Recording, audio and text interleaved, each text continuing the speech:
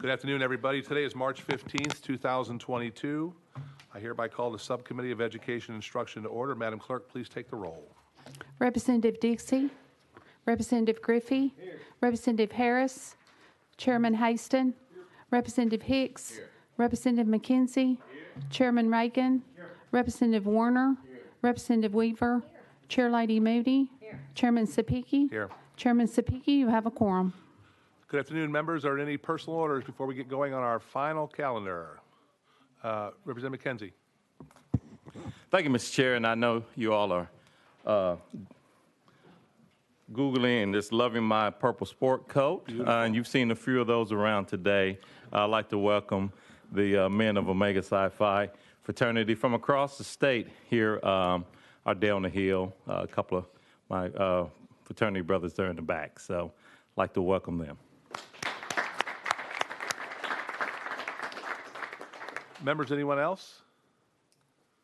Upon seeing none, we have a full calendar. We're going to try to get through today and be able to close the committee today, members. So if you'll hang with us and just be ready to vote, we'll get through this pretty quickly. First up on is House Bill 2833 by Chairman White. We're rolling that to the heel. Second up is House Bill 2429 by Chairman White. Chairman White, you're recognized. Thank you, Chairman. Do I hear a motion? You have a motion and a second. Chairman White, you're working off an amendment. I believe it's 015326. Is that correct? Let me verify that. 015326. That is correct. Does that make the bill, sir? Yes, sir. We have a motion and a second to it. Let's get this on the bill in its proper. Right, 326, right?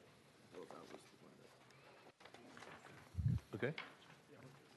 Okay, let's, if with no objection, let's get this on the bill in the proper position. All those in favor of Amendment 015326, say aye. Aye. Opposed, no. You're in the proper position. You have the floor, sir. Go ahead. Thank you, Mr. Chairman and committee. This, we're all moving at the speed of light around here, but let me give you just a brief explanation. This is brought to me by our Chamber of Commerce in Memphis. It's called the Industry 4.0 diploma. What we're trying to put into place, as you all know, having tech degrees, creating tech degrees is so important. And let me just kind of read you a couple paragraphs, see if I can give you enough understanding. It requires the State Board of Education to develop a high school diploma for next-gen technology, Industry 4.0 diploma, by allowing for more flexibility for students to pursue dual enrollment and work-based learning opportunities in high school. The legislation also focuses on the following two supporting functions. It defines the role of a career coach to support students in identifying dual enrollment and or work-based learning pathways that support their career interests. It also had another part that we took out dealing with CTE teachers. Representative Hicks had a bill that sufficed, and so we took that part out of this, and we're going with Representative Hicks's. But this legislation speaks to the urgent need businesses have for the employees with technical and vocational skills. This legislation helps to create a more direct pipeline between students graduating high school and job sites where vacancies exist now. So it's an industry to help our high school students move on into tech degrees, and that's the overall gist. I don't think I put them on there, but I do have the Chamber of Commerce person here if the committee does desire more information than what I have given. Members, you heard the explanation on the bill. Any questions for the sponsor? Seeing no questions for the sponsor, you all okay voting? Questions being called. All those in favor of sending House Bill 2429 to full education instruction, say aye. Aye. Opposed, no. Chairman White, you're on your way to education instruction full, sir. Thank you, sir. Next up, House Bill 757 by Chairman White. You are recognized, sir. Second. Have a motion to second. We'll be working off an amendment, I do believe. It's 014346. Is that correct? That is correct. Do I have a motion and a second on the amendment? Second. A motion and a second. Does this make the bill, Chairman White? Yes, sir. Let's get it in the proper position, committee. All those in favor of adding amendment 014346 to the bill, say aye. Aye. Opposed, no. Chairman White, you're in the proper position. You have the floor, sir. Yes, sir. In committee, this was brought to me by the State Board. This is one of the many cleanup bills that we get. This is cleaning up our educational Title 49 cleanup bill. It's got 13 sections in it, and if I can just give you a synopsis, Sections 1 and 2 clarifies the language prohibiting the use of Common Core materials in Tennessee classrooms that we passed last year. Sections 3 through 5 clarifies the role of the state to adopt standards, and the role of the district is to adopt curriculum regarding the family life curriculum. Section 6 deletes an outdated State Board of Education rulemaking requirement related to personal injury leave.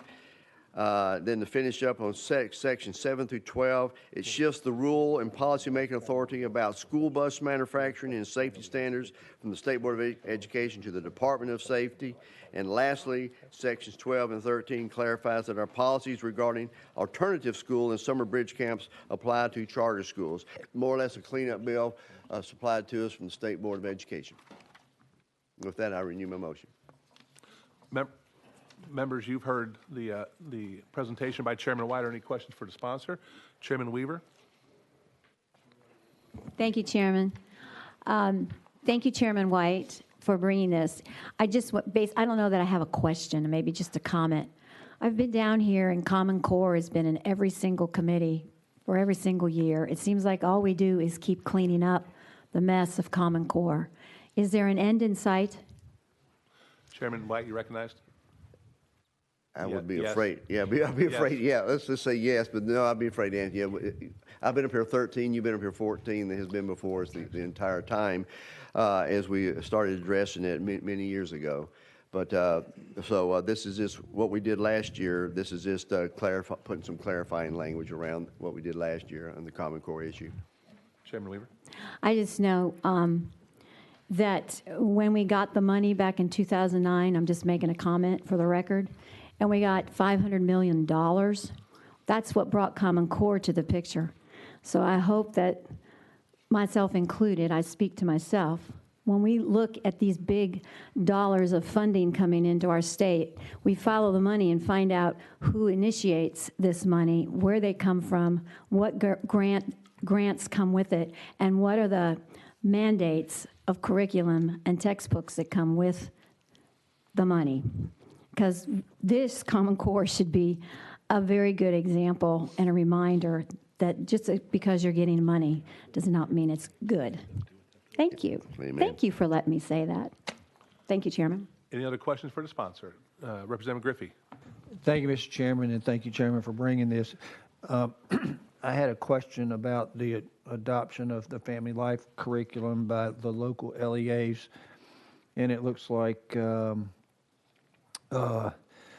49.6.1302C is amended by deleting subsection 1 and substituting the following: 1, prior to the adopting a family life curriculum, each LEA shall conduct at least one public hearing, at which time the program must be explained to the members of the public, and the public must have an opportunity to speak and express their opinions and concerns. The LEA shall schedule a public hearing not less than once each September. My question is this: are there any restrictions regarding what an LEA can adopt and include as part of a family life curriculum? Chairman White? Thank you, Chairman. And what section you were reading that out of? This is section 5 of the amendment number 014346. It's page 2, middle of the page. Yeah, 1, prior to adopting the family life curriculum. They shall conduct a least one public hearing. I may need to get some help from the state board on addressing that particularly. I don't know if the They're not signed in this. they're not signed in. Okay. Hold on. Defer to legal. We can, if it's okay with the committee, we can go out of session real quick, and legal might be able to answer that question. Without objection, we're out of session. Katie Robertson, Office of Legal Services. The family life curriculum that an LEA would adopt must be in compliance with the requirements that are in state law. Representative Griffey? That answers my question. So there's already some restrictions in there. It's not, no holds barred or whatever. So I've had a number of parents express concerns to me about sexuality and of individuals in schools being a part of class discussions, and a lot of parents feel like that's something that belongs in the home and not in our schools. So I just wanted to express that. Thank you, Mr. Chairman. I wasn't trying to bushwhack you with that question or anything. Yeah. It was just being. Members, we're out of session still. Oh, sorry. Without objection, we'll go back into session.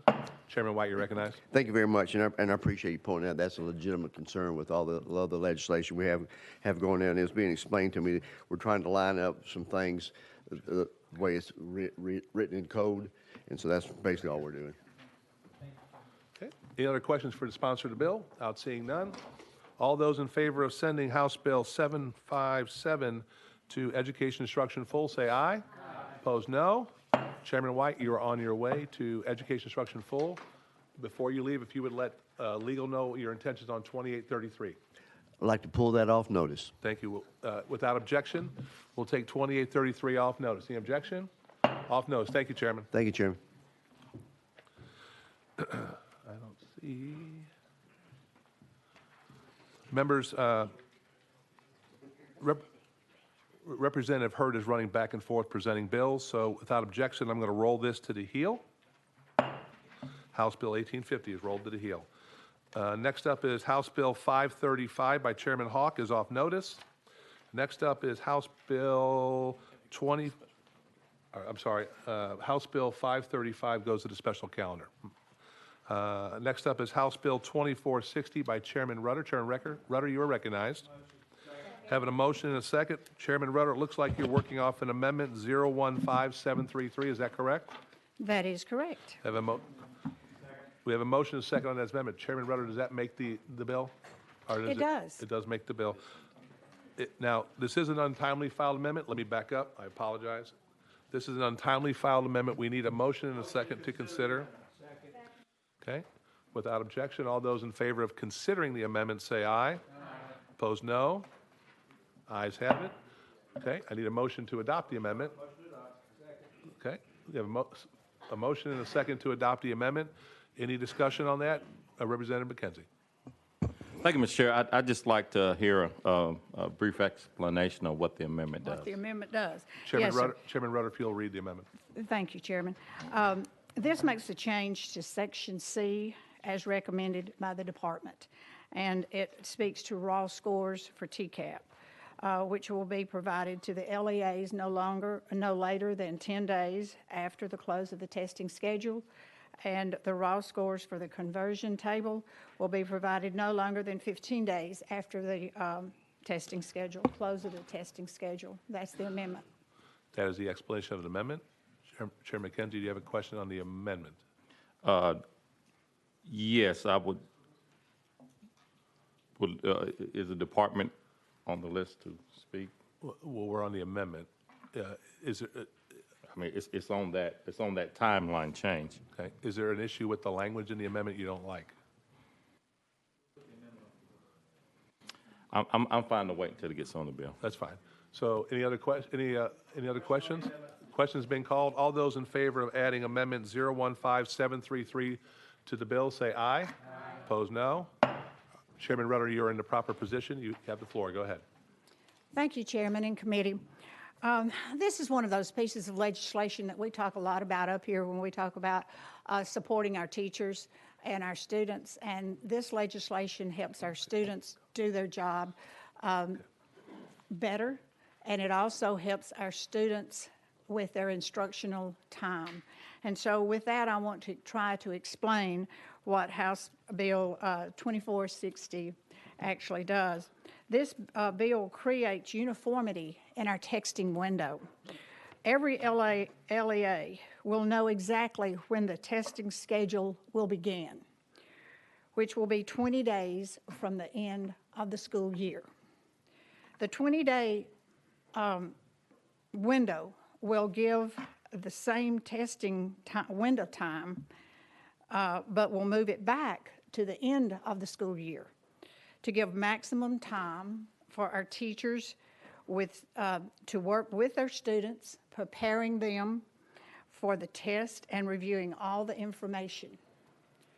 This will, in essence, provide extra instructional time for teachers to spend with our students. We will get, as I said in the amendment, the raw scores back in 10 days. We will get the conversion scores back in 15 days. As we start to transition to online testing, this should become more efficient.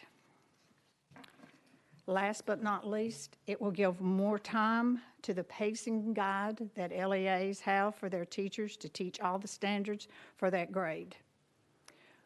I will remind everyone that the testing schedule this year for our students starts April 19th. So you can see that with a 2-week testing, 1 week to make up and 1 week for close out of school, you're going to have time on the back end that could have been used on the front end for instructional time. That is what the bill does, and I stand ready for questions. Members, we have testimony on this by the Department of Education. If it's okay with everybody, before we get into questions, let's go out of session and hear from the department.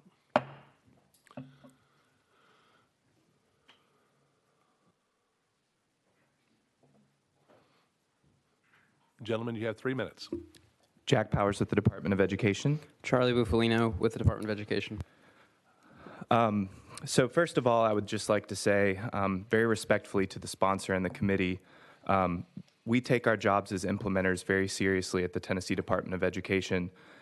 As written, this bill is not possible for us to implement. We did offer an amendment late last week, which was not put on the bill. This latest amendment that was just presented to the committee was not one that we had seen. We do have issues with this 20-day testing window at the end of school, and I'll outline those complications as well as the returning all scores within 10 days. Right now, the commissioner has statutory authority to set the testing window, and she does so considering a variety of complex factors. She considers the fact that we have 147 school districts, all of whom may end school on a slightly different date. Currently, school calendar end dates range from the middle of May to early June. Additionally, she has to account for the fact that our students are taking AP tests, IB tests, dual credit, dual enrollment tests. All of those test dates are not set by the department. They're set by the body that administers those tests. This year's testing window is from April 18th to May 20th. Setting a single testing window statewide allows us to maximize the cost effectiveness. We're collecting all of our tests at the same time. We're sending them to get scored at the same time. It is more valid and it is less burdensome on our schools and districts. I want to point out one thing that's really important to keep in mind here. As written, this would not make the testing window uniform, and that is because of what I just mentioned, the fact that all of our school calendars end at different points in time. So 20 days at the end of the school calendar is not the same across the state for our school districts. So to implement this, we would either have to set multiple different test windows, which would require us to double or triple up on the cost for administering the tests, or we could set a single window statewide and require districts to conform to that testing window, both of which would be untenable and potentially lead to negative outcomes. I do want to speak quickly about the 10-day turnaround. I think with the amendment that, as Mr. Powers said, we had not seen before, I think that addresses our concerns with that piece of it. It's just the 20-day piece. That's correct, and it would be important to note that our amendment would need to supplant the language directing us to turn all scores back in within 10 days. If we can commit to turning in raw scores within 10 days and the conversion table 5 days after that. What we proposed in the language that we shared last week related to the 20-day calendar, because of this, these complicating factors and how complex this is and the will to get this right for our kids, we proposed asking a third-party organization, the Comptroller's Office of Research and Education Accountability, to actually come in and study the feasibility of pushing this window back.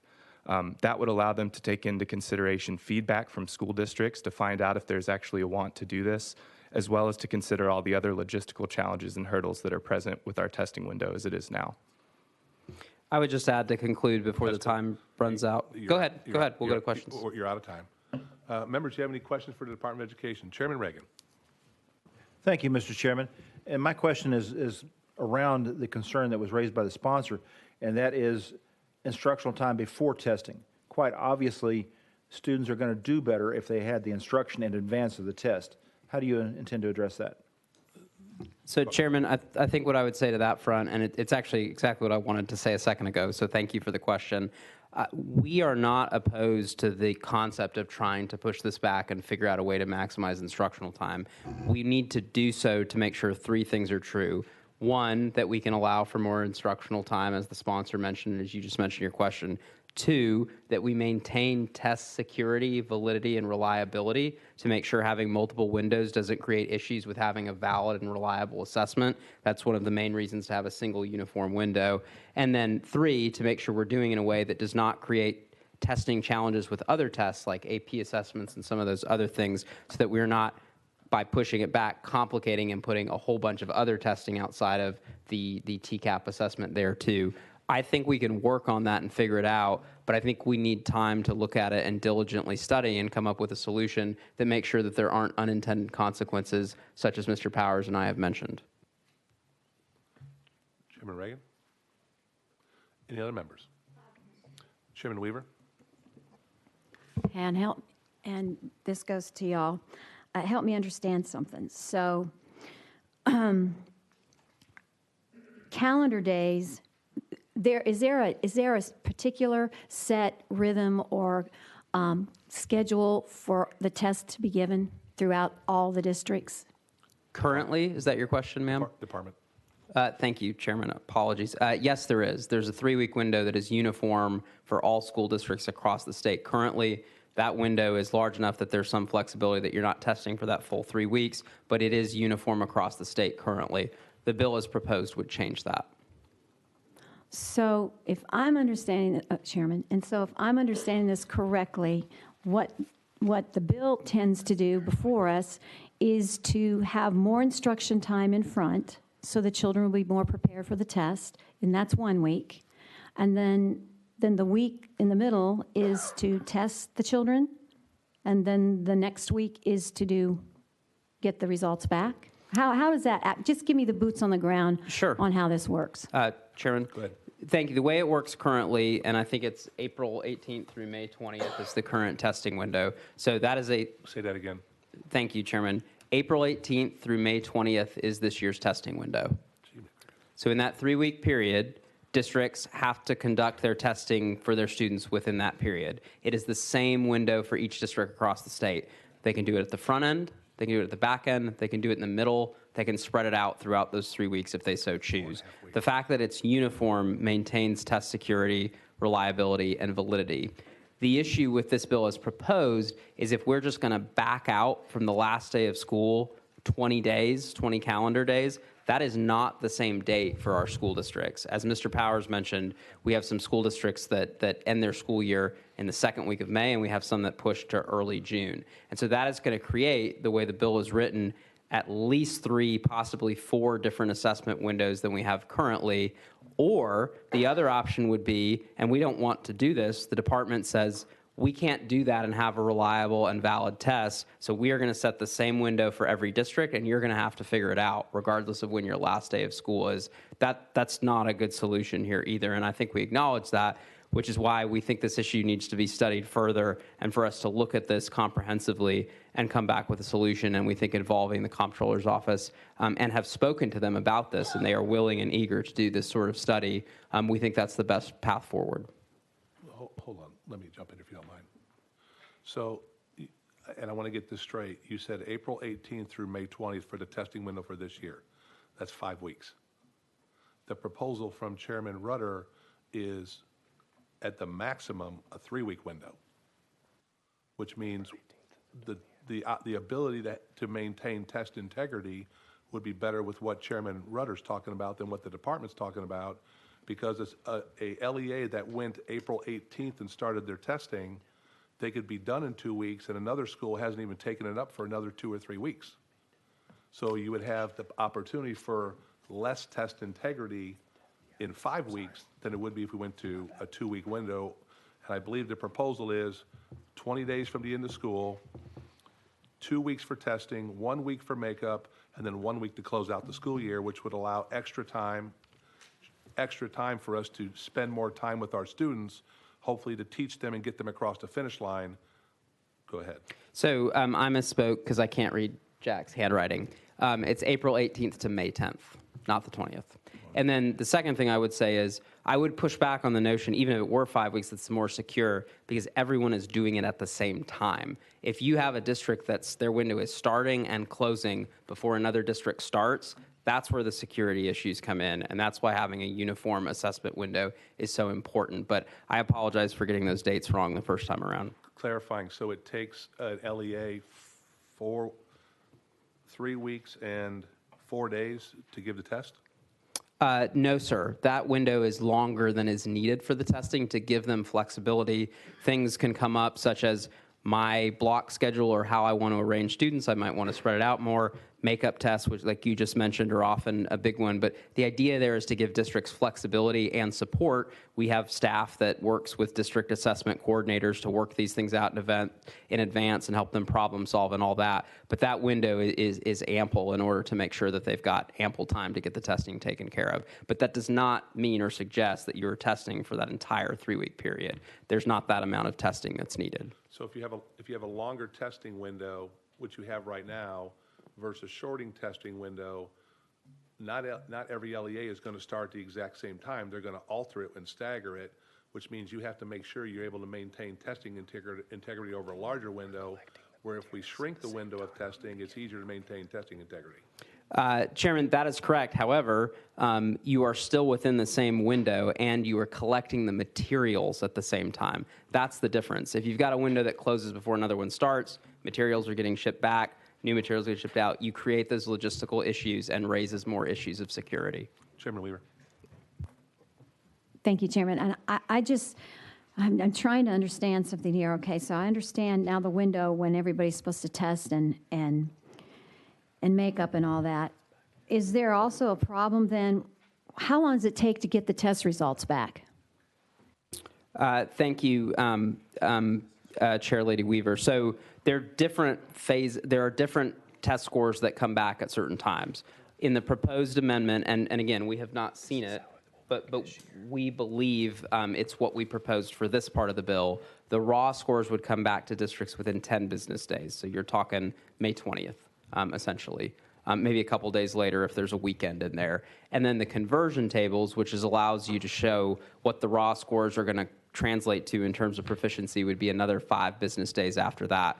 The full score reports would come later on in the summer months in terms of the full breakdown and stuff that goes public to everyone, but districts get that information first. And go ahead. Chairman, if I could, one thing I wanted to just specify here is this year under our current contract with Pearson for the assessments, we are on track to have raw scores back by May 20th. And then the performance level data, which we're all thinking about when we say below, proficient, advanced, by June 20th. So that's what our current setup is. Our amendment is proposing to quicken that timeline significantly. Representative Griffey. Thank you, Chairman. And you may have been addressing this question. I was wondering, by contract, is the vendor given a minimum number of days that they have to compile the data and the scores before they're required to provide them back to the Department of Ed, and what's that time frame? Department. Thank you for the question. In terms of how long they can actually take, I think if I'm understanding your question correctly, is how long can it take them to actually get to these two contractual dates, which is May 20th to June 20th? I don't know the answer to that, sir. I would have to go back in and read the contract, but we're happy to follow up about that. I didn't know if you know. Thank you. Any other questions while we're out of session? Seeing none. Thank you, John. We're back Thank you, in Chairman. session. Members, Chairman Rowe, you want to say anything? I do. In anticipation of presenting this bill to you and asking for your consideration of this 20-day window, called some of the teachers in my district. And I asked them how they felt about this piece of legislation. And this is a quote. Yes, it would be beneficial. When we test in March, we have almost 2 months in lessons. They either haven't been taught yet, but will be tested over, or everything has been so rushed, trying to get it in before the test, that it is so much harder to do our best and for them to do their best. Another teacher said, yes, testing at the end of the school year, like we used to, I don't know about that part of it, but she said would be helpful because it would give teachers more time to cover the standards with less pressure to rush through. And I just think at the end of the day, there's always opposition to change. There's always, there just is. I've been in a position with companies that I have worked with that wanted me to make changes within the company that I felt like could not possibly happen. I didn't know how I would accomplish that. But when it is a task that is given to me, or was given to me to do in a lot of circumstances, I had to figure out a way to do it. And I'm just asking for no less for our kids, because I do believe what our teachers have said, that this will help them have more instructional time. They don't have to rush through. Our kids will know more about the material. And with that, I will stand for questions. Representative Harris. Thank you, Chairman. Obviously we have some amazing teachers, and I want to definitely mention some teachers that I also reached out to as well in regards to this piece of legislation. I got an opportunity to sit by you in another committee when we got to hear a compelling story about this from a superintendent at that moment. And so I went back and asked teachers as well.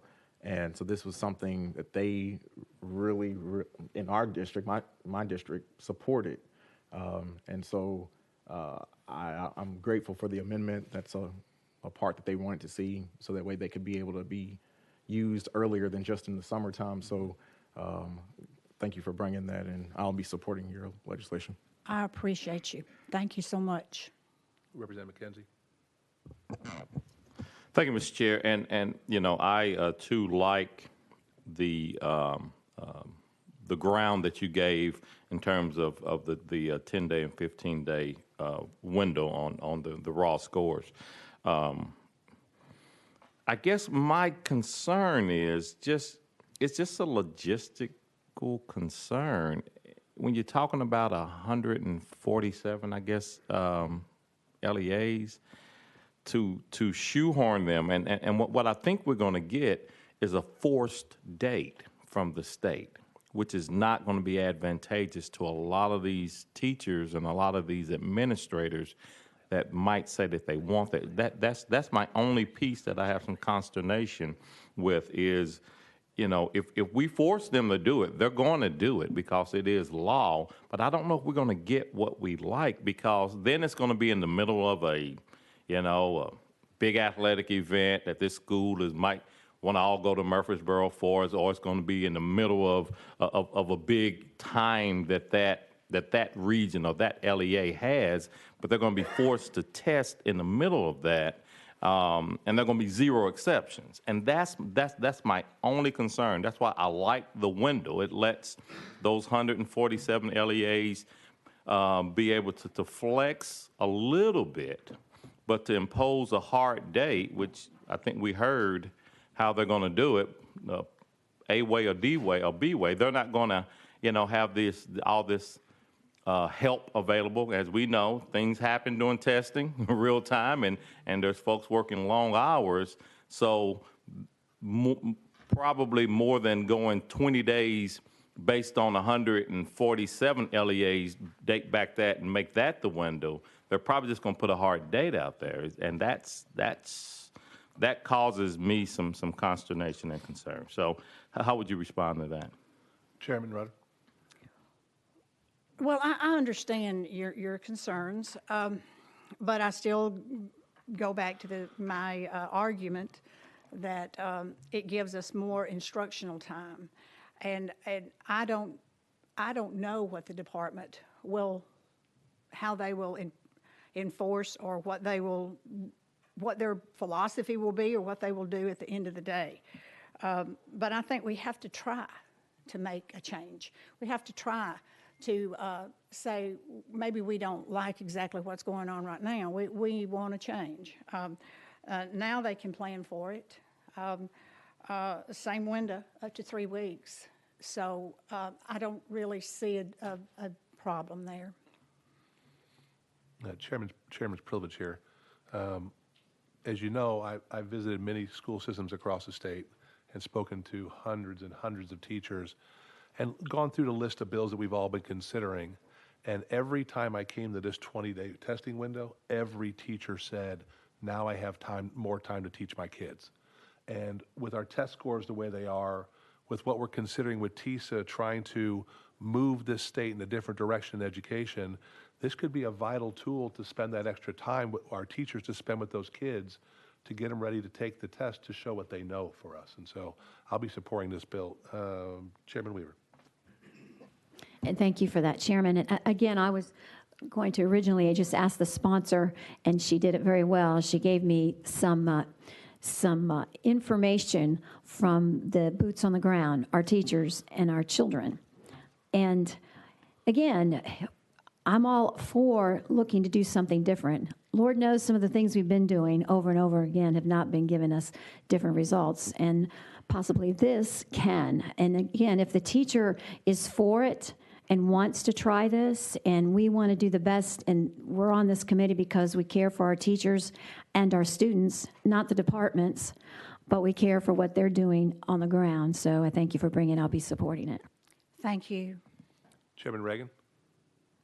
Thank you, Mr. Chairman. And to the sponsor, how do you address the logistics problems that the department mentioned, both in terms of getting the tests back, or getting them out, getting them back, and maintaining security and validity of the test? Chairman Rutter. I don't really know, Chairman Reagan, that I have an answer for that. I believe that can be done regardless of when the testing window is set. If we move this back to 20 days before the end of school, I believe that we can still accomplish the security of the test and the timeliness and getting it distributed. I believe that can be accomplished. But how that could be accomplished, I don't know. Chairman Reagan. Thank you. I do support the concept. Let's start with that. But having run large organizations myself, I also realize that you must make allowances for practical limitations. And unless we're going to do one of the two things I suggested, which is tell everybody to end on the same date, which I'm not adverse to, by the way, that does create a little bit of a problem perhaps for our mountainous areas which have snow days and they end late. But nonetheless, if we end on the same date, your proposal has merit in that they can handle everything in that time frame. But unless we tell everybody to end on the same date, there's a current window that they mentioned that runs from early May to the June time frame.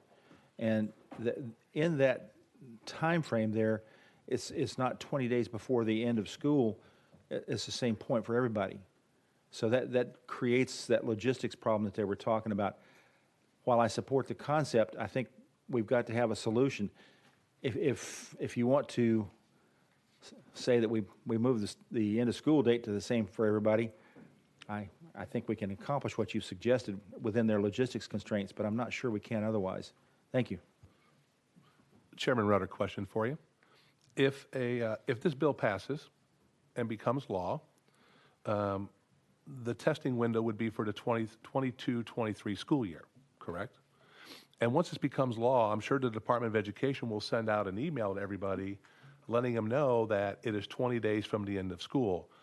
In your opinion, knowing that and what the Department of Education would probably tell the LEAs about what the window is for opportunity from the vendor to get their test back in compliance with the 10 and 15 days that's in your bill that nobody seems to be objecting to. Nobody seems to be objecting to. So if an LEA that was finished June 2nd for the last day of school, they would start their testing the window, call it May 15th. Do you think the LEAs would adjust to that if it became law and make sure that they could test their children and make sure they get their information back for their students so that they could have their data for their teachers? I do. Any other questions for the sponsor? Question's been called. Any objection to the question? So on seeing none, all those in favor of sending House Bill 2460 to House Instruction Full, say aye. Aye. Opposed, no. Ayes have it. Chairman Rudder, we'll see you next week in Education Instruction. Thank you, Mr. Chairman, and thank you, committee members. Members, Chairman Hurt has decided to join us, so we are going to go back and pull it off the heel without objection. Without objection, Chairman Hurt, you will be presenting House Bill 1850. Do I have a motion and a second? We have a motion and a second. Looks like you're operating off an amendment 015655. Is that correct? Yes, sir, that's correct. Okay. I have a motion and a second. Does it make the bill, sir? I think it does. The answer is yes. Yes, sir. Members, let's get this bill in the proper position. Okay, have a second. All those in favor of adopting Amendment 015655 to House Bill 1850, say aye. Aye. Opposed, no. Chairman Hurt, you're in the proper position. You have the floor. Thank you, Mr. Chair and Committee, and I apologize for my tardiness. I stand before you today with House Bill 1850, which is we've come to the point, it's been an interesting development for this bill because we've been through a couple of sponsors, groups working with it, and we've finally gotten here today to present it to each of you. But I believe we're in a good posture. House Bill 1850, as amended, it expands the course access program that already exists in the code to provide new opportunities for learning experiences and educational opportunities for students outside of the classroom. It's being brought by Yes Every Kid and is modeled after legislation that has passed in several states in recent years. It expands the course access program to allow for courses, internships brought by businesses, the U.S. Armed Forces, for-profits, and trade associations, and allows the possibility for students to gain credit for taking those courses, provided that the course has been approved through the proper channels. And with that, Mr. Chair, I know there's a couple folks here that want to speak on it, could maybe provide even more clarity and answer questions more thoroughly. Thank you for that explanation, Chairman Hurt. Thank you for that explanation, Chairman Hurt. Without objection, we're going to go out of session to hear testimony. Jennifer Javia? Javia, excuse me. Okay. First and foremost, my name is Dr. Javia. Hold on. There we go. You have 3 minutes, and if you would just let us know who you are. Perfect. My name is Jennifer Javia, and I'm here from Yes Every Kid, and thank you so much for allowing me to speak on behalf of this bill today. I just wanted to kind of get in front of you guys, answer any questions you may have, and then share a couple of examples on states that are currently doing this and have passed this and thoughts behind it. For example, if you guys may, sharing some examples on how a kid may benefit from this. My favorite example is a kid at a school that's not doing so well.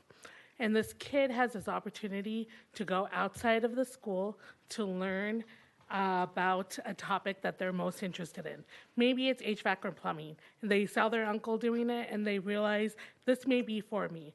So they go out of school, they take an externship or an internship with a local HVAC plumbing company.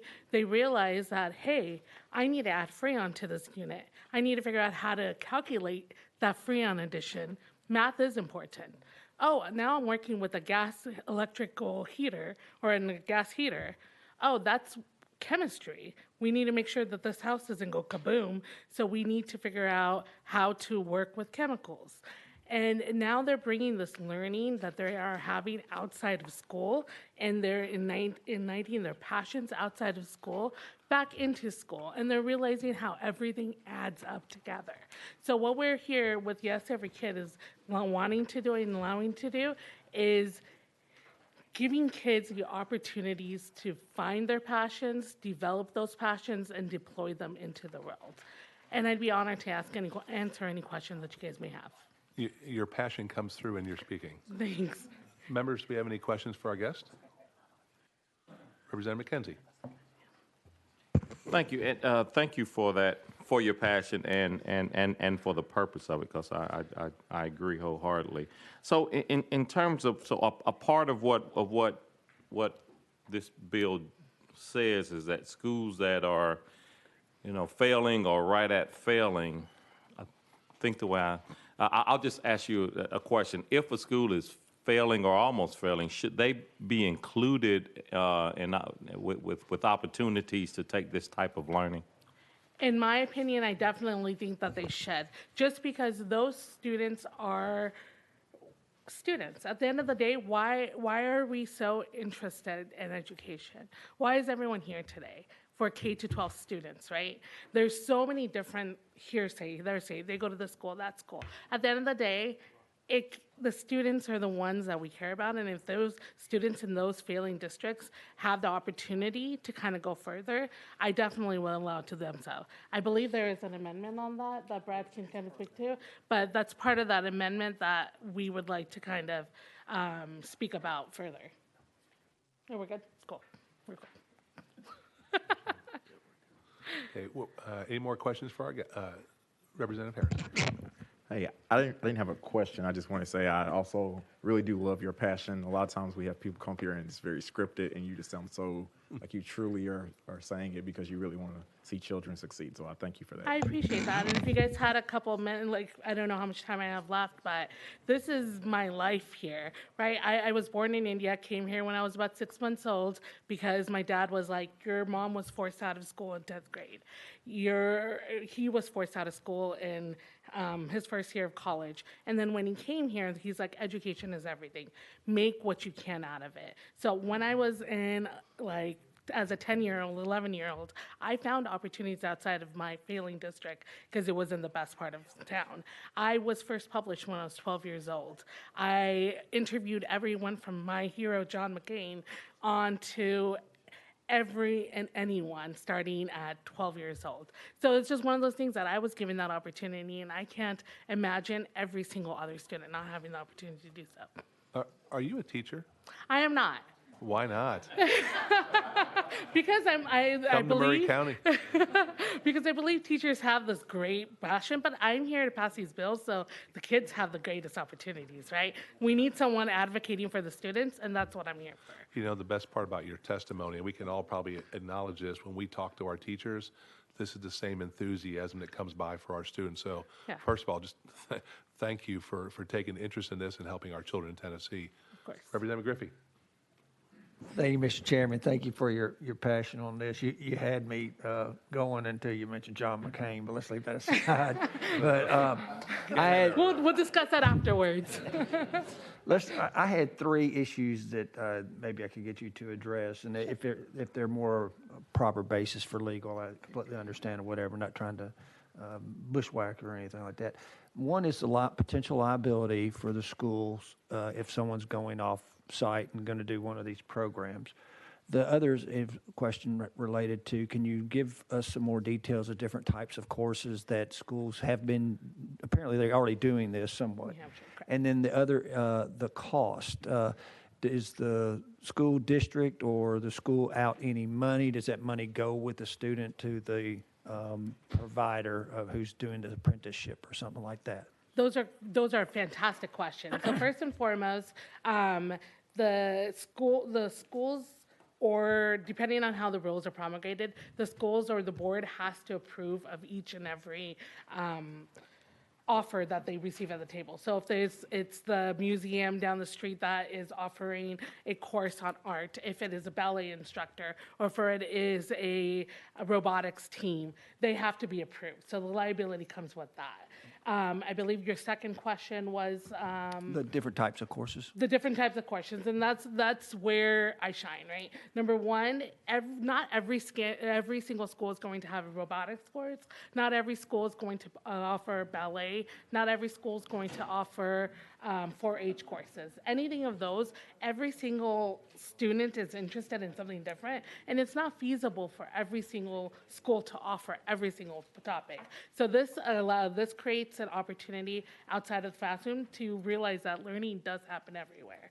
So robotics, it could be math going further. My niece is an absolute nerd and I love her to death, but she just loves math. So she's doing like physics level of math at a 12-year-old. So that's her passion and she's doing that outside of school. And then cost. And the cost will stay at the school. There is no additional cost to the school on this. It doesn't follow the student. If a student does want to partake in this, there may be programs out there that they can utilize, but this program does not set up any type of cost. Thank you, Mr. Chair. Great Thank you very much. I appreciate your passion, and I think if we all think back in our career, that we may remember some student that just wasn't digging the school routine whatsoever, but they did have skill sets and wanted to pursue other things, and so this sounds like a good idea. So thank you for being here, and appreciate you speaking with us. Thank you, Chairman. Definitely. Thank you. Any other questions for our guest? You have done an outstanding job. Awesome. Now, Thank Mr. Lampley, you are to testify too, but I would probably advise you not to do it. It's not broken. Let's not fix this one. Thank you for coming, ma'am. Thank you guys so much. I appreciate it. Without objection, let's go back into session. Chairman Hurt, do you risk saying anything behind that? I renew my motion. Thank you very much. Question's been called. Any objection to the question? I see one hand. Okay. You still going to object? Can you withdraw that real quick? Thank you. Representative McKenzie. Thank you, and thank you for withdrawing that. Just real quick, did the language in your amendment clean up to where a school that is a D school or F school, can they participate fully in this program? Chairman Hurt.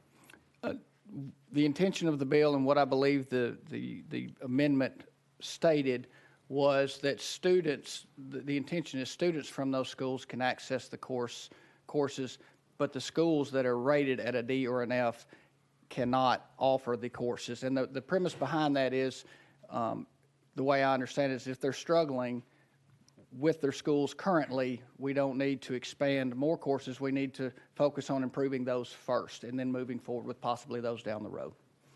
Thank you for that. Thank you. Without seeing any more questions, we are ready to vote on House Bill 1850 to send to full education instruction. All those in favor say aye. Aye. Opposed, no. Have your vote recorded with the clerk. Representative Chairman Hurt, you are on your way to education instruction full, sir. Thank you very much. Thank you, Mr. Chair and committee. Okay. Members, getting back on the calendar here, we finished up our Chairman Rutter's bill. Number 7, House Bill 2344 by Carringer is off notice. Okay. Members, we are on House Bill 1559. Hold on. Last year, this committee voted this bill down. I need a motion to reconsider this bill. Motion to reconsider. Okay. All those, now we have to do a roll call vote on this because here's what it takes. The rules state that we have to take all the members and what a majority of that's 6 members. There's 11 members of this committee plus 1 for the speaker. So it takes 7 votes to reconsider our action from last year, 7 votes. Okay?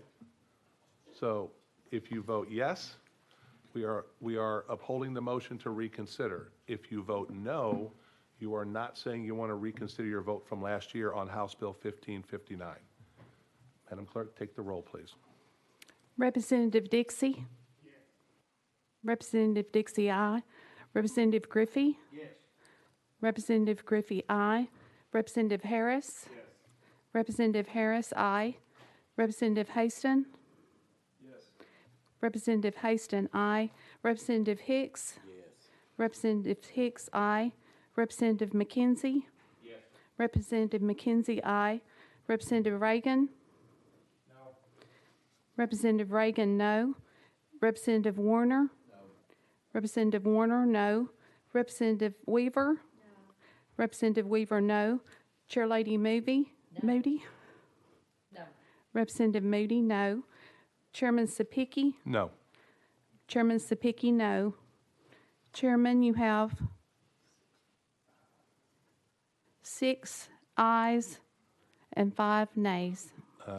Motion fails for lack of majority. Okay, we are on House Bill 1564 by Representative Mitchell. Do I hear a second? Okay. Representative Mitchell, you have a first and a second. There is no amendment on this. We are on 1564. You have the floor, sir. Go ahead. Yeah, this bill is the Transparency in Charter Schools Finance Act. You know, we all hear over and over and over again, charter schools are public schools. We get told that many times over again. This is just giving charter schools the same equality that public schools have, that their finance is open to the public. You know, the salaries and other payments made to each charter school employee. Employees of the charter school are paid through a contract between the school and a third party, i.e. charter management organizations. The salaries and other payments made to each such individual from that third party. The amount and description of all contract payments that exceed $10,000. And lastly is the amount of all monies and payment received by that charter school. So they're a public school, we're told. So our public schools, you know, we even go through the PTA's books. You know, I don't know how many people the comptroller and other people have brought charges against PTAs for misappropriation of funds. Well, this is public dollars. These are supposedly public schools. Let's look at their finances just like we do public schools. It's only fair, and if they want to be public schools, let's treat them like public schools. Members, you've heard the explanation. Representative McKenzie. Thank you, Mr. Chair, and thank you for bringing this bill forward. Now, it's a stronger statement than they're supposed to be public schools. And I'm fine with, they advertise, I hear it all the time, charter schools are public schools. That's a definitive, clear statement. And the public has a right to know how their dollars are being spent in public schools. This isn't a partisan thing. This is nothing but clarity. What does this school cost?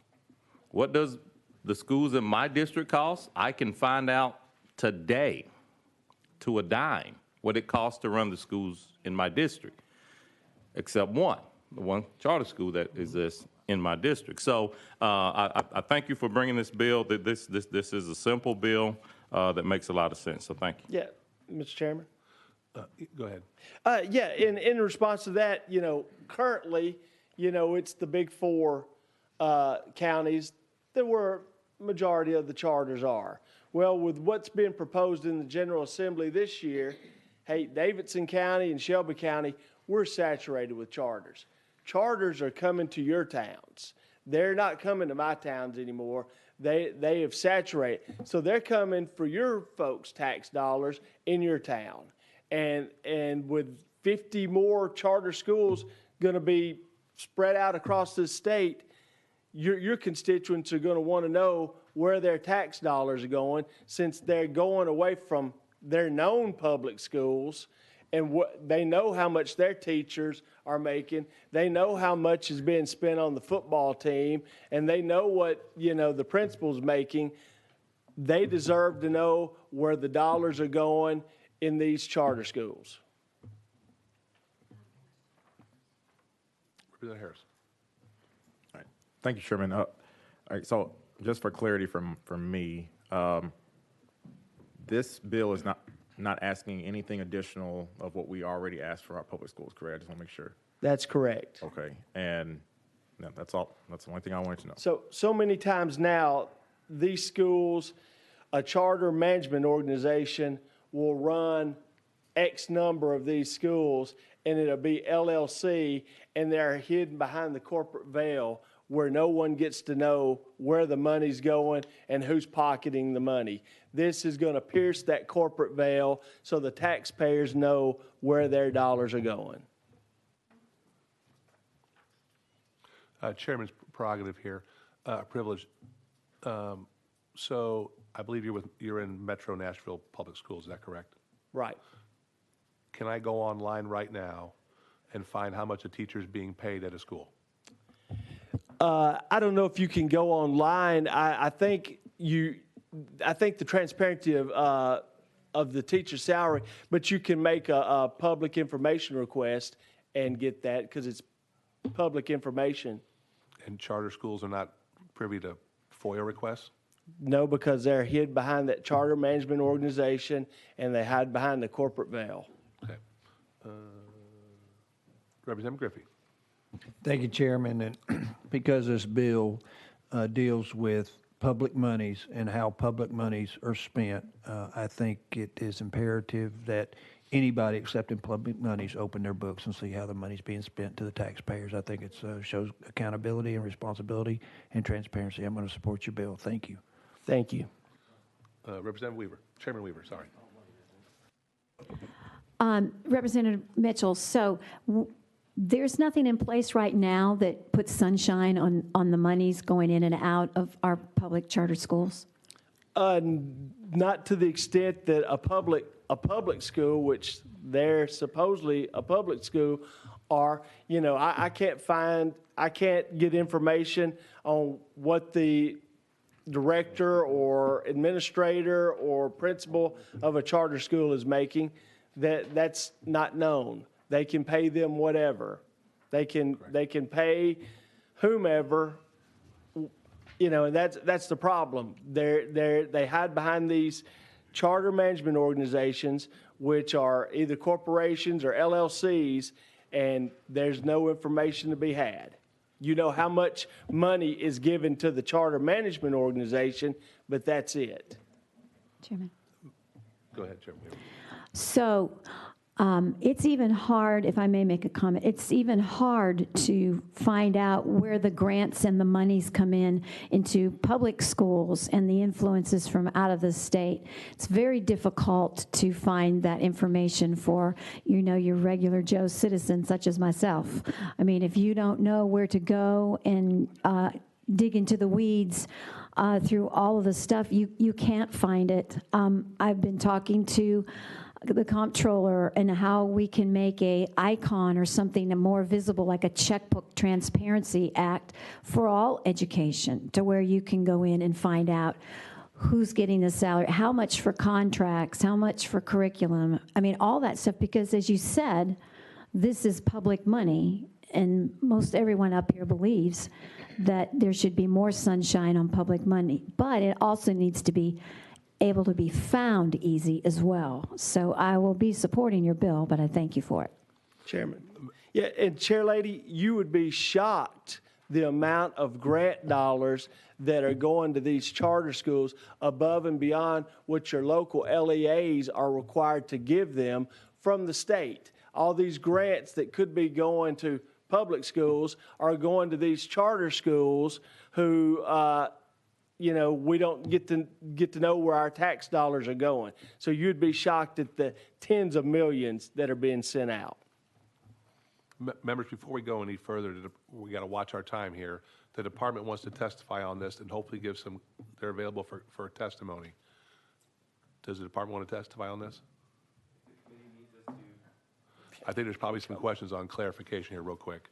Let's go out of session without objection. If you'll introduce yourself, and you got 3 minutes, but watch our time. Thank you, Chairman. Jack Powers at the Tennessee Department of Education.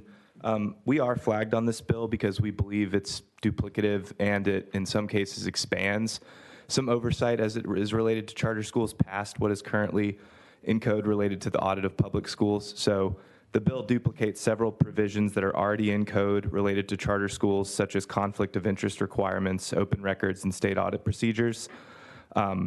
Tennessee law already provides and requires transparency from public charter schools, specifically 49-13-127. That covers and gives the authority to audit all financials for charter management organizations already. I'll mention this kind of goes a little bit further again than what is currently allowable for public schools. Under this bill, a charter management organization such as KIP may operate schools in multiple different states. This would require them to submit the financials not only for their Tennessee-based schools, but potentially schools that they operate in Utah or Arizona or any other number of states. which goes past what we require of public schools. Any questions for our, these are all questions for our guest? First speaker. Chairman Dixie, start with you. Thank you, Mr. Chairman. Thank you for being here. Quick question. You used the word audit, and we understand all public schools can be audited, but I think the question that, or this bill is really pertaining to is the Public Information Act. That's why I have smarter people around me to help me through this. So how does that compare? Because audit and the Public Information Act are kind of two separate animals here. Department. Yes, sir. Thank you for the question. As I said, it duplicates several provisions already in code, such as open records. I mean, charter schools are subject to the same open records, public records requests as public schools. Okay. Chairman Reagan.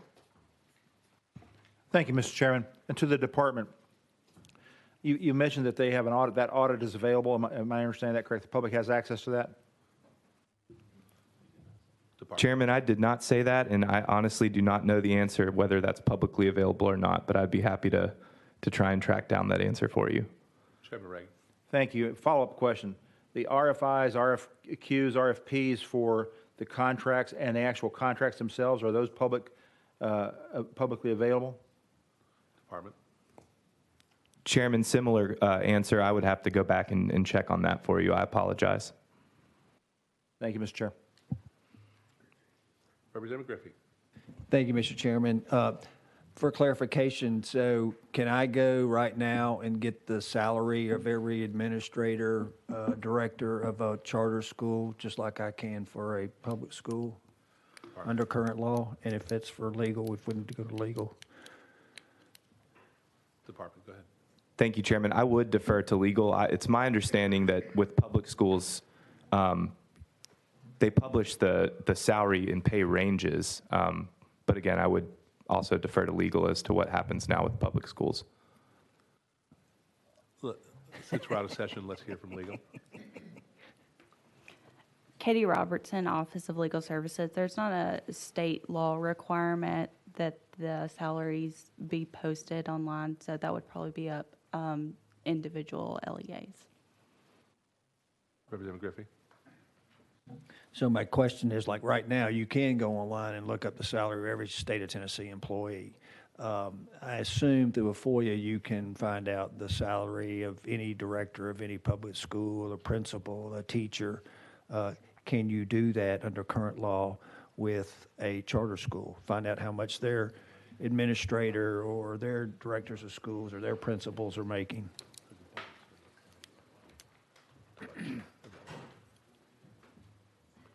Let me ask a clarifying question there. So because of our county's budgets being available through the budget process, are you asking if the same transparency is there for the charter schools? My question is, it's my understanding we can find out what a director of schools, a principal, a teacher is actually being paid through the county budget, or at least the range.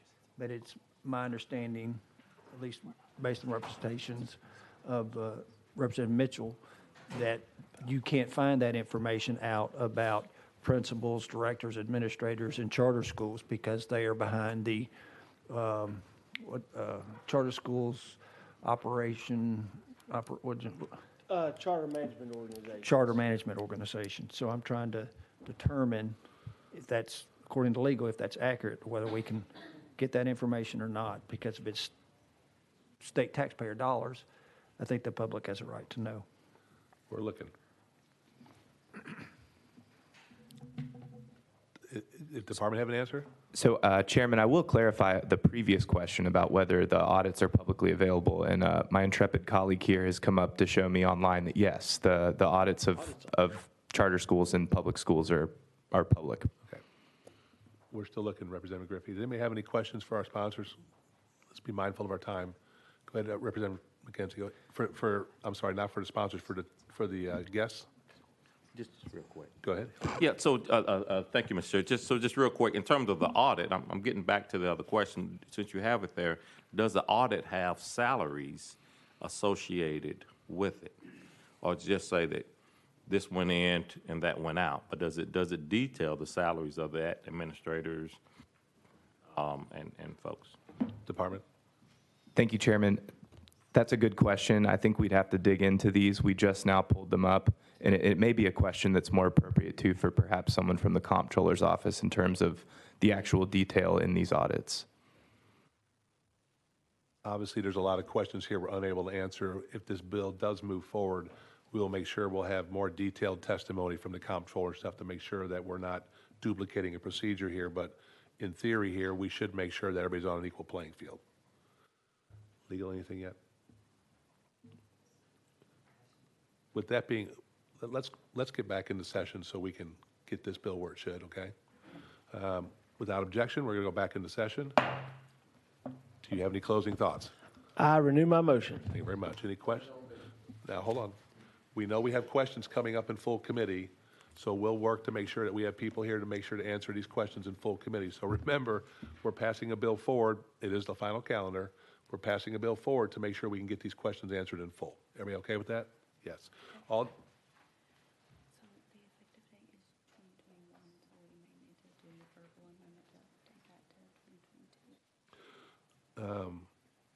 We're going to fix that and just have him fix it before it gets there.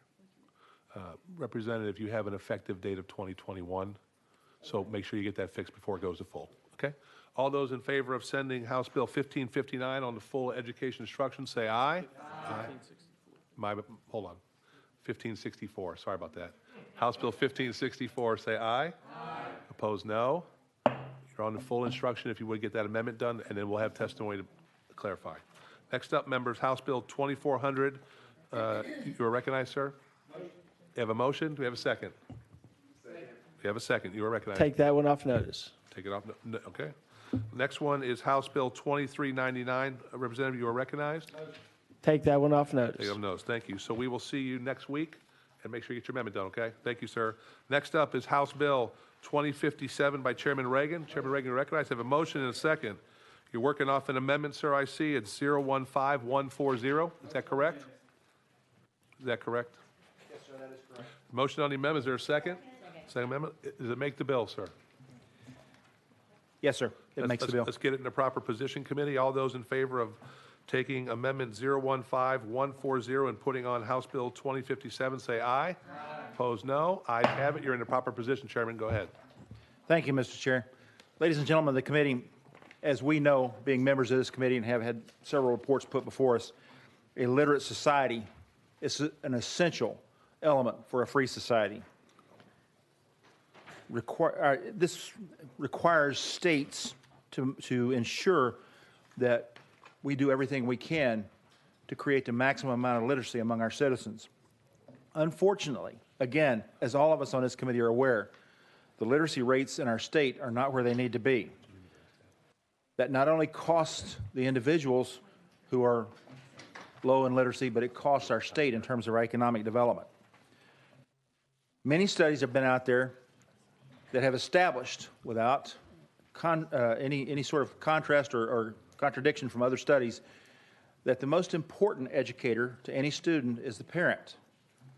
But the second most important educator is the classroom instructor or teacher.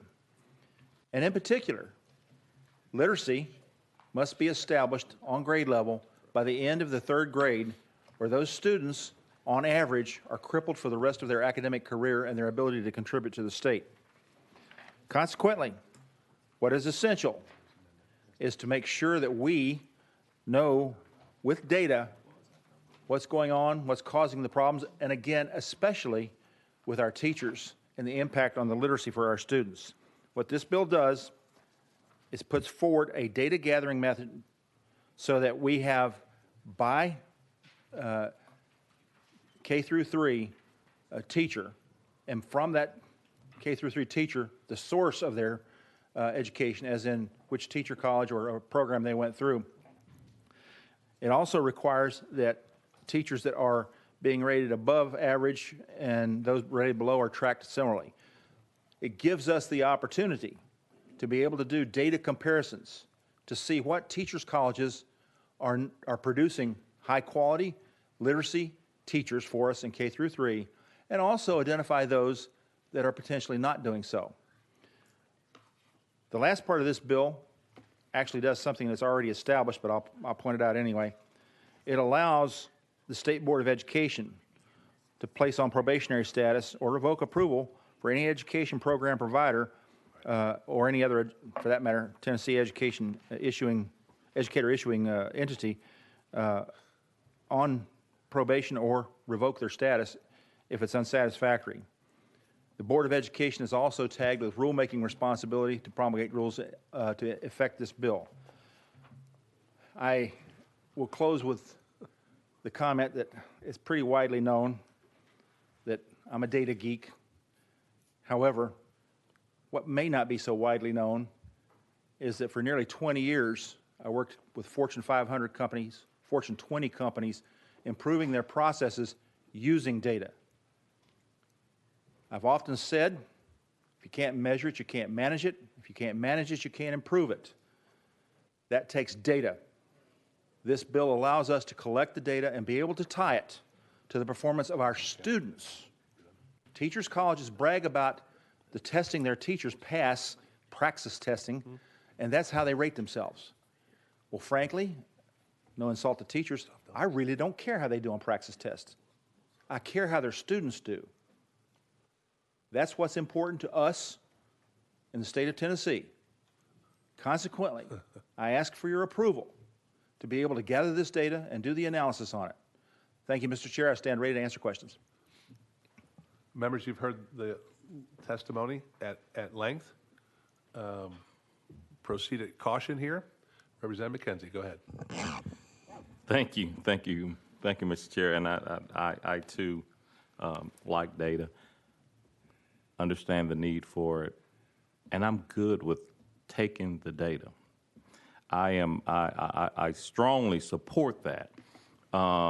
We need to understand how our students are doing, but this bill does more than that. The way I read it, it's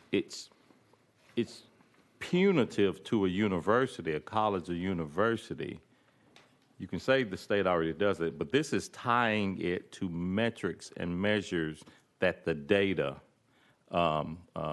presents itself. And I don't think in this environment, I know in this environment when we're already looking at teacher shortages, we're struggling. We don't have many teacher programs across the state of Tennessee for a state our size. There's less than double digits are ones I think. There may be a few more at the for-profits, but to tie it an outcome on or a teacher back to the university where that teacher might have graduated 20 years ago and had all kinds of additional training and enhancement. I just think that's a bridge too far.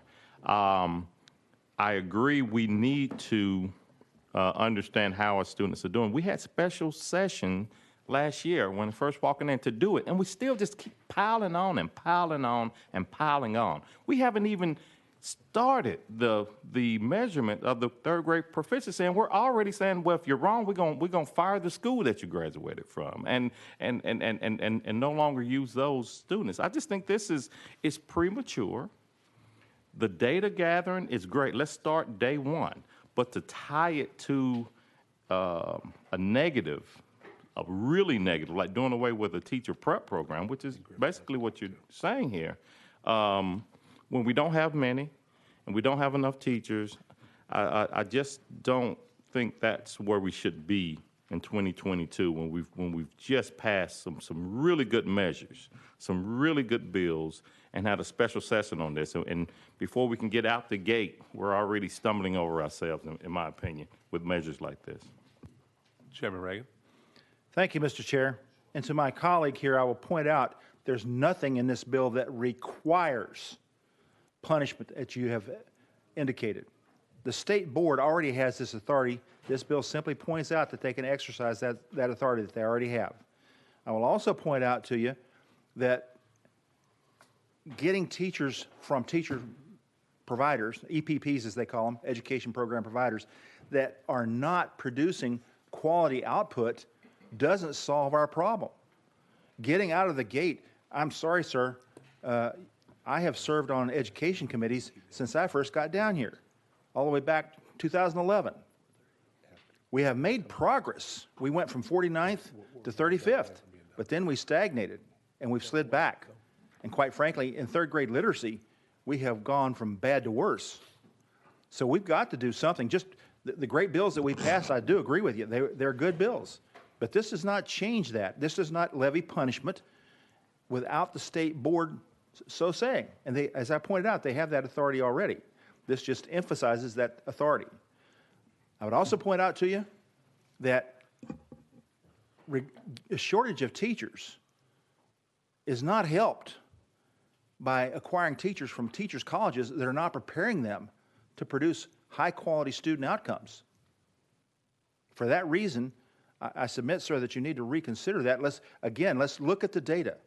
Let's have this data-driven decision-making going on. Let's don't talk about anecdotal, well, I think this and I think that. Let's let the data make the decisions. Thank you, Mr. Chair.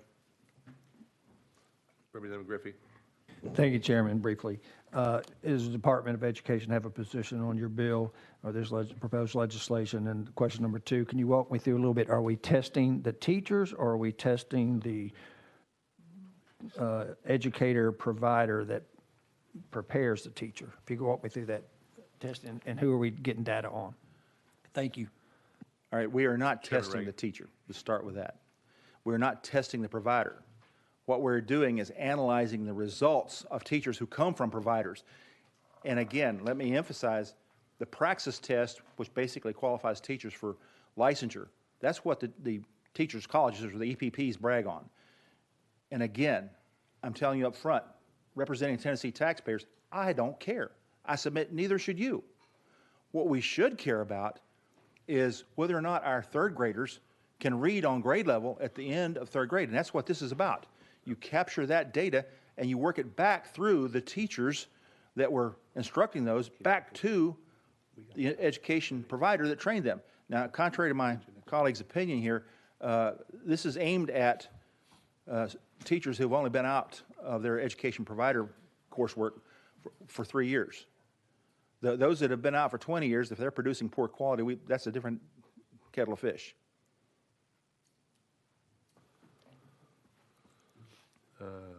Representative Harris. I'll get it. Okay. Go ahead, Representative Harris. Thank you, Mr. Chairman.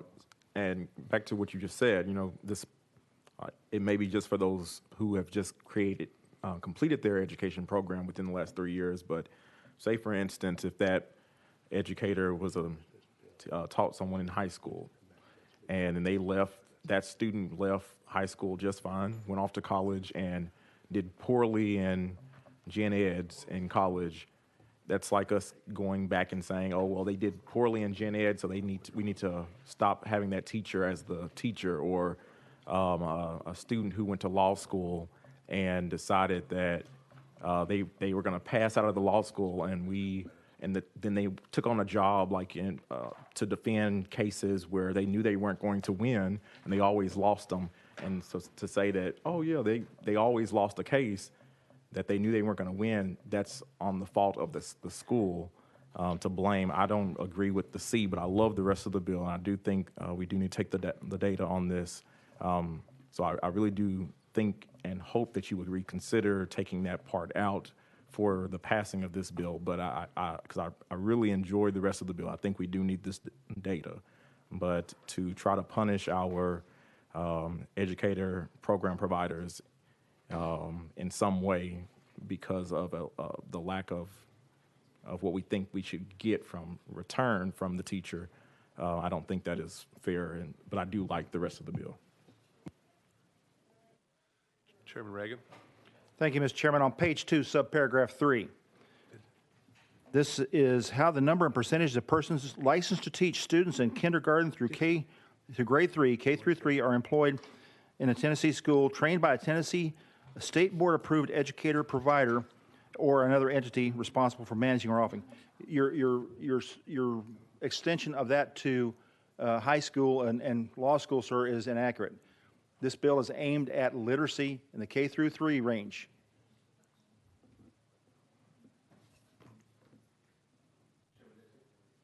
Thank you, Mr.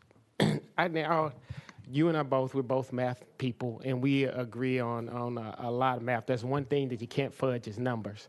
And the one thing that I wanted to bring to attention on this is the assumptions that go along with making this equation as we go through the data. It's assuming that every student is at the same starting level. So, but for instance, if I have teacher A that taught at Vanderbilt and they go to a high-performing school system or school, and I have another teacher B that's at Belmont that goes to a low-performing school system, and that their students don't perform in teacher B's class, but they do at the high-performing school, that's not indicative, or whatever the word is, of that teacher's performance. It may just be the starting points. So that's the only problem that I have with this, that this equation assumes that everybody's starting on a level playing field. In order for this actually to work, you would have to take a sample of teachers and put them in equal places in equal starting points in order to have the actual measurements to come out.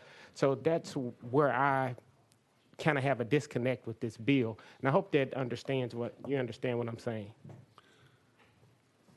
Chairman Reagan? To my colleague, I would submit to you that if we collect the data, Gaussian distributions will prevail. You will have an average performance. You'll have standard deviations on either side of that. Furthermore, you can use some advanced techniques, logistic regression, some other techniques that I routinely used in business world to take care of the problems about which you were talking there. The important piece of this puzzle is to get the data and begin to analyze it so that we can, in fact, do that. I'm getting the cut. I will not belabor the point. Chairman Dixie? Call for the question. Thank you very much. Question been called. Any objection to the question being called? I'm seeing no objection. All those in favor of House Bill 2057 going on to education instruction, say aye. Aye. Opposed, no. No. Ayes have it. You're on to education instruction full. That concludes the regular calendar. Members, we have one bill on special calendar. One bill on special calendar. We can take it up and we'll be done. Representative Moody. Thank you, Mr. Chairman. Hold on. Representative Moody, you are recognized on House Bill on the special calendar 0751. Do I have a motion? And a second. I believe you have an untimely filed amendment. Is that correct? Correct. Motion on 012543. Is that correct? That's correct. We have a motion and a second to consider the amendment. All those in favor of the consideration, say aye. Aye. Opposed, no. Ayes have it. I need a motion on amendment 012543. Motion and a second. Does this make the bill? Yes. It does. Members, let's get this in the proper position. All those in favor of adopting 012543 to put it on House Bill 751, say aye. Aye. Opposed, no. You're in the proper position. Go ahead, Chairman. We got 5 minutes. Thank you so much. So quickly, this is dealing with our Individualized Education Account Program, the IEAP. And this would include children with a specific learning disability who also meet the additional criteria. And with that, Mr. Chairman, I do have an out-of-state guest, a parent. If she could have a couple of minutes to tell her story. Members, without objection to go out of session, we'll go out of session to hear testimony. It is, Ms. Myers, is that correct? Ms. Myers, we're trying to get this bill moved one way or the other. I need about 2 minutes. Pressure, like a mouth was speaking coming out of it. The red light will come on. Did I get it? You got it. Go ahead. Okay.